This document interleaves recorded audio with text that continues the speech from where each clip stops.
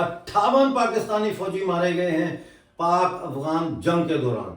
तमाम चौकियां मिसमार कर दी गई हैं ड्यूरेट लाइन के पाकिस्तानी साइड पे। 30 से ज्यादा पाकिस्तानी फौजियों की जख्मी होने की भी इतला है और पूरे सोशल मीडिया के ऊपर ये लाशें और ये जख्मियों की फुटेज जारी है। शुरू करते हैं आज का शो। बलूचिस्तान के हालात से हर वक्त बाखबर रहने के लिए खबरें और तज्जिया डॉक्टर अमजद अयूब मिर्जा पेश करते हैं। प्लीज चैनल को ज्वाइन कीजिए। सबसे पहले तो हम देखते हैं उस मुआहदे की तरफ जिसको पाकिस्तान ने बड़ा बढ़ा चढ़ाकर बताया कि जी सऊदी अरेबिया और पाकिस्तान के दरमियान डिफेंस पैक्ट हो गया है, तुम पर हमला, हम पर हमला, हम पर हमला, तुम पर हमला। वो तो हवाई हो गया, उसका तो कहीं नामो निशान नहीं है। जब अफगानिस्तान और पाकिस्तान की जंग हुई तो उस वक्त सऊदी अरेबिया ने कंस्ट्रेन से काम लिया, हिचकिचाहट से काम लिया, और बजाय इसके कि वो पाकिस्तान का साथ देते, उन्होंने बड़ी डिप्लोमेसी की चाल चली और कहा कि दो बरादर मुसलमान मुल्कों के दरमियान जंग अच्छी बात नहीं है, आप दोनों जो है वो पीछे हटें, मुज़ाकरात करें, बातचीत करें और ये जंग रोक दें।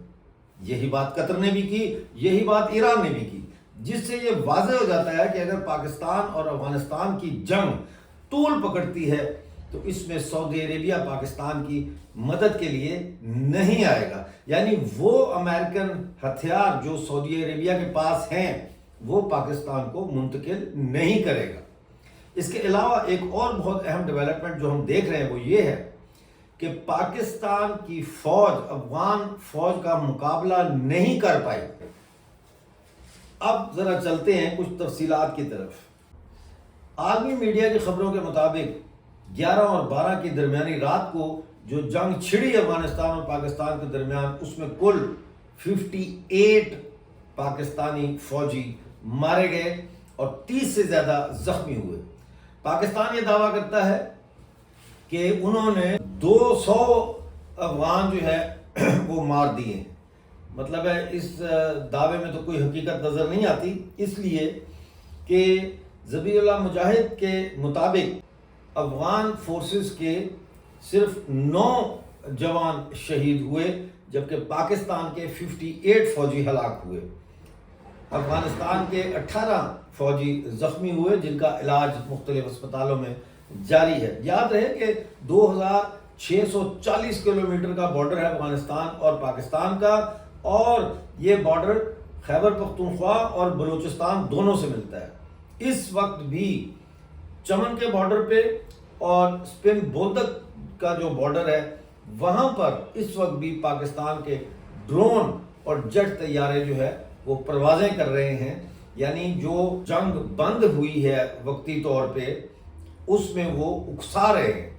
ना सिर्फ ये बल्कि अहमद शरीफ चौधरी DGISPR जो है लेफ्टिनेंट जनरल, उसने आज एक बयान ठोक दिया है कि हम जब तक जो है वो अफगानिस्तान के अंदर तालिबान के और दूसरे दहशतगर्द तंजीमों के ठिकाने मौजूद हैं उस वक्त तक हम दोबारा अफगानिस्तान के अंदर जाके इन ठिकानों के ऊपर बमबारी करने और निशाना बनाने का हक महफूज रखते हैं। यानी कि अफगानिस्तान के बार बार इस इसरार के बावजूद कि ऐसे कोई दहशतगर्दों के कैंप्स अब अफगानिस्तान में नहीं हैं, उनको या तो डिसमेंटल कर दिया गया है या वो अफगानिस्तान से निकल गए हैं। इसके बावजूद पाकिस्तान बाज नहीं आ रहा। और यहाँ पे एक और बात जो समझने वाली है वो ये है कि इन्होंने जो दावा किया था कि मुफ्ती नूर मोहम्मद महसूद को काबुल में एक ड्रोन हमले में जो है वो हलाक किया गया है, उसकी भी तस्दीक पाकिस्तान नहीं कर रहा। सहाफ़ियों ने पूछा है DGISPR से कि बताइए, उसने कोई जवाब नहीं दिया, ना हाँ में ना ना में। जबकि इतला ये है कि मुफ्ती नूर वली महसूद तो वज़ीरिस्तान में बैठे हुए हैं। तो ये जो पाकिस्तान के इस किस्म के भूंडे दावे हैं उनकी कलई भी यहाँ पे खुल जाती है। इसके साथ साथ पाकिस्तान अफगानिस्तान के पक्तिका और खोस्त नंगरहार जो है यहाँ पर अपने हमले जारी रख रहा है, ये बहाना बनाकर कि इन इलाकों में طالبان کے اور دوسرے جو بھی دہشت گردوں کے تنظیمیں ہیں ان کے کیمپ موجود ہیں، لیکن یہ بالکل ہی خرافات ہے. ایسی کوئی بات جو ہے وہ ابھی تک ثبوت کے طور پر پیش نہیں کی گئی. اور نہ ہی یہ جو کہتے ہیں انہیں پتہ نہیں 200 سے زیادہ دہشت گرد نیوٹرلائز کر دیے ہیں، تو اس کا ایویڈنس کہاں ہے؟ آج کل تو سیٹلائٹ کی دنیا ہے. افغانستان کے فوج نے جو پاکستانی فوجی ہلاک کیے ہیں یا زخمی کیے ہیں ان کی تو انہوں نے فوٹیج جاری کر دی ہے، وہ تو سوشل میڈیا پہ سب دیکھ سکتے ہیں. لیکن پاکستان نے کیا کیا ہے اس کے بارے میں کوئی ویڈیو فوٹیج ہمارے سامنے دیکھنے میں نہیں آ رہی. ذبیح اللہ مجاہد صاحب کا بیان آیا ہے کابل سے. انہوں نے کہا ہے کہ بھائی داعش کے ٹھکانے تو خیبر پختونخوا اور بلوچستان میں موجود ہیں، وہ تو یہاں افغانستان میں ہے ہی نہیں. اور یہ بات جو ہے پہلے بھی ہم کہہ چکے ہیں کہ پاکستان داعش کو اور آئیسس جو ہے خورسان اس کو استعمال کر رہا ہے نہ صرف پاکستان کے اندر بلوچ سرمچاروں کے خلاف، بلوچ آزادی پسندوں کے خلاف، بلکہ ان کے ذریعے یہ کہلوا رہا ہے کہ ڈاکٹر مارنگ بلوچ یا بی وائی سی کی قیادت اور بی ایل اے اور یہ سب جو ہے یہ کافر ہیں، یہ دین سے بے دخل ہو چکے ہیں.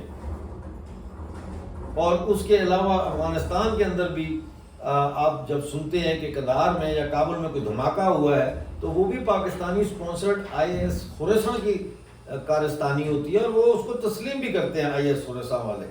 تو یہ جو صورتحال اب چل رہی ہے ٹیٹ فار ٹیٹ کی، اس کا نتیجہ جو ہے وہ کیا ہوگا؟ اس کا نتیجہ ایک تو یہ ہے کہ جس طرح سیونتھ فرنٹیئر کور جو کہ لوگ مارے گئے ہیں جو وہاں بارڈر پہ تھی، کم سے کم ان کے اپنے 13 فوجی جو ہے وہ ہلاک ہوئے ہیں.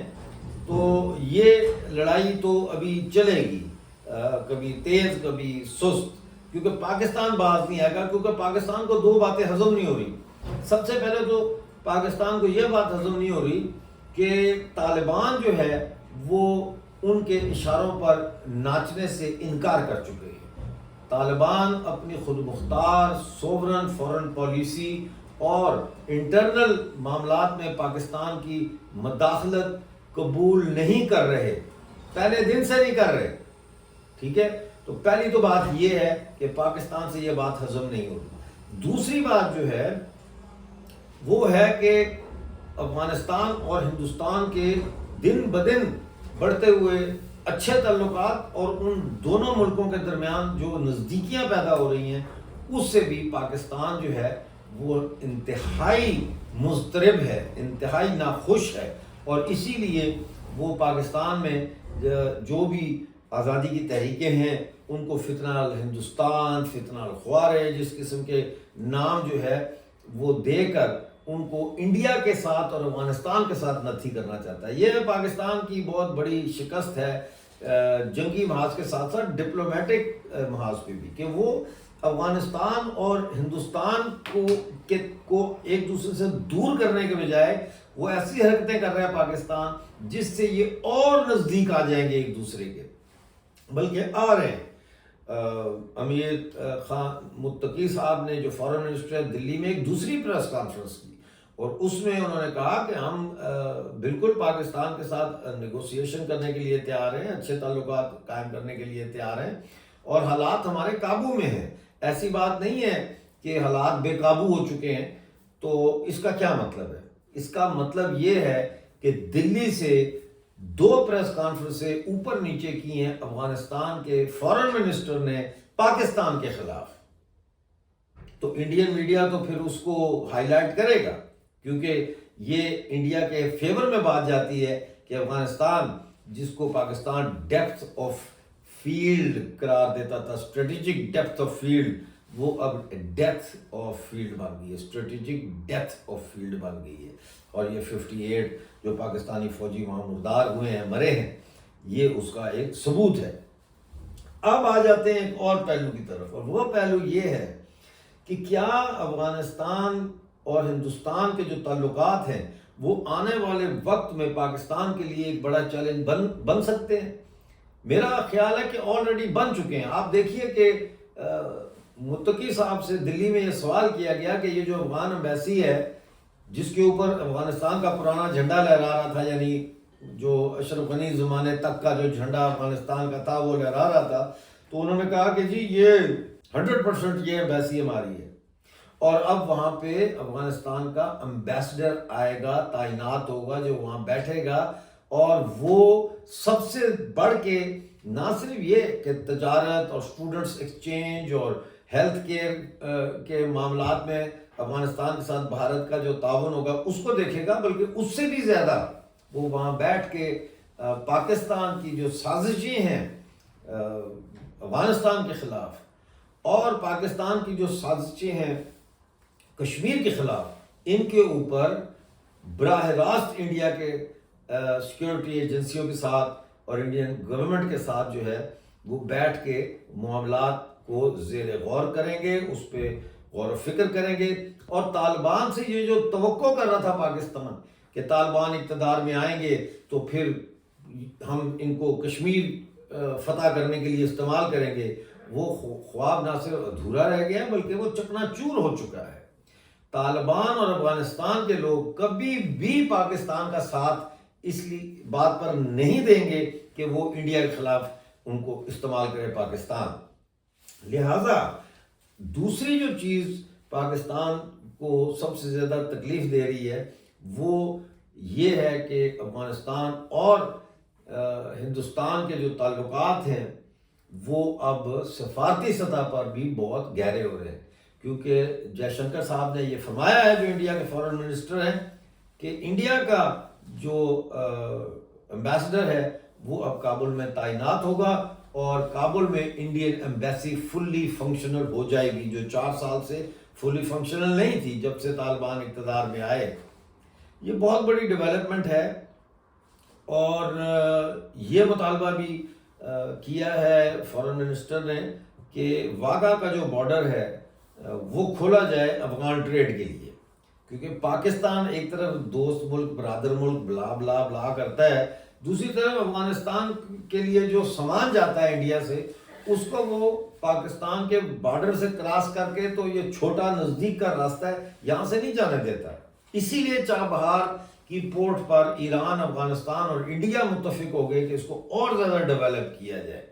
سمجھ رہے ہیں میری بات؟ تو یہ پاکستان نمبر 1 کہ جو سعودی عربیہ کے ساتھ معاہدہ ہوا تھا وہ ہوائی ہو گیا، اس کی تو پول کھل گئی ہے جی، اور دوسرا یہ کہ پاکستان کے تمام بلند بانگ دعووں کے باوجود پاکستان کو نہ صرف سندور میں آپریشن میں منہ کی کھانی پڑی، بلکہ اب افغانستان کے ساتھ بھی ایک چند گھنٹوں کی جو لڑائی تھی، 10-12 گھنٹوں کی، اس میں انہوں نے افغانستان نے پاکستان کو بری طرح سے ٹھوکا ہے، تمام چیک پوسٹوں پر انہوں نے قبضہ کیا، لیکن افغان سرکار یہ کہہ رہی ہے کہ ہم نے آج صبح جو ہے وہ پوسٹ جو ہے ان کو چھوڑ دیا اور اپنی فوج ہم نے واپس افغانستان میں بلا لی۔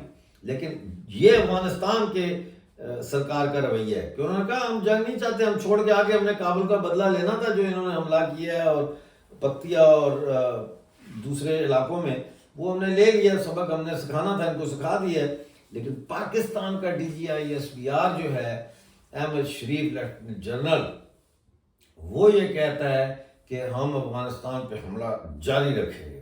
مطلب ہے کہ وہ نہیں چین سے رہنے دینا چاہتے افغانستان کو، وہ چاہتے، اور پھر جو ٹرمپ وہ چاہتا تھا بلگرام کا بیس، یہ وعدہ کر کے آئے تھے کہ جی ہم رجیم چینج کریں گے، طالبان کے اندر سے ہی دوسرے طالبان کو لائیں گے اور آپ کو ہم لے دیں گے بگرام بیس۔ وہ بگرام بیس کا معاملہ بھی ان سے نہیں ہو سکا، یہ رجیم چینج کرنے میں ناکام ہو گئے، اسی لیے یہ پاکستان جو ہے اتنا جارحانہ رویہ اختیار کر رہا ہے افغانستان کے ساتھ۔ جو افغانستان کے وزیر دفاع ہیں ملا یعقوب، یہ فرزند ہیں ملا عمر کے، جو وفات پا گئے تھے۔ ملا عمر افغانستان کے امیر المومنین تھے، تو ان کے یہ بیٹے ہیں، بالکل ینگ ہیں۔ تو وزیر دفاع نے تو پھر اعلان کر دیا ہے کہ ہماری طرف سے جو ہے وہ جنگ بند ہے، اگر پاکستان باز نہ آیا تو محاذ پھر کھلے گا. اور میں آپ کو یہ بتا رہا ہوں کہ یہ بلوچستان کے آزادی پسندوں کی بدقسمتی ہے کہ آپریشن سندور ہوتا ہے تو 4 دن میں بند ہو جاتا ہے، پاک افغان جنگ ہوتی ہے تو وہ 12-14 گھنٹوں میں بند ہو جاتی ہے.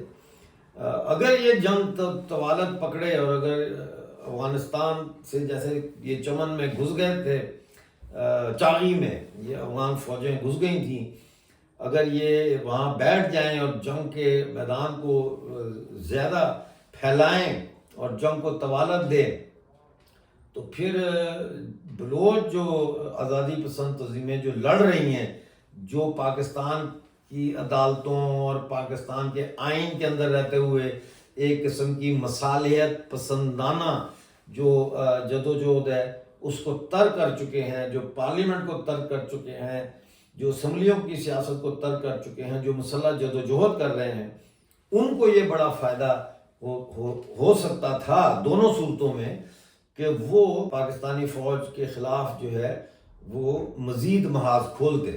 لیکن وہ پاکستان کو جو خطرہ تھا وہ اس وقت لگتا ہے کہ وہ خطرہ ٹل گیا، اس کے باوجود کہ BLA نے کل اعلان کیا تھا کہ پاکستانی فوج کے جو بھی ٹرانسپورٹ ہے، جو حکومت لے کے جاتی ہے، سپلائی لے کے جاتی ہے، اس کو ٹارگٹ کیا جائے گا. اور انہوں نے ایک بلینکٹ بین لگا دیا تھا، یعنی مکمل انہوں نے بین لگا دیا تھا پاکستان ملٹری کی سپلائی کی ٹرانسپورٹ پہ. تو وہ بین جو ہے کتنا عرصہ جاری رہتا ہے وہ بھی دیکھنا ہے.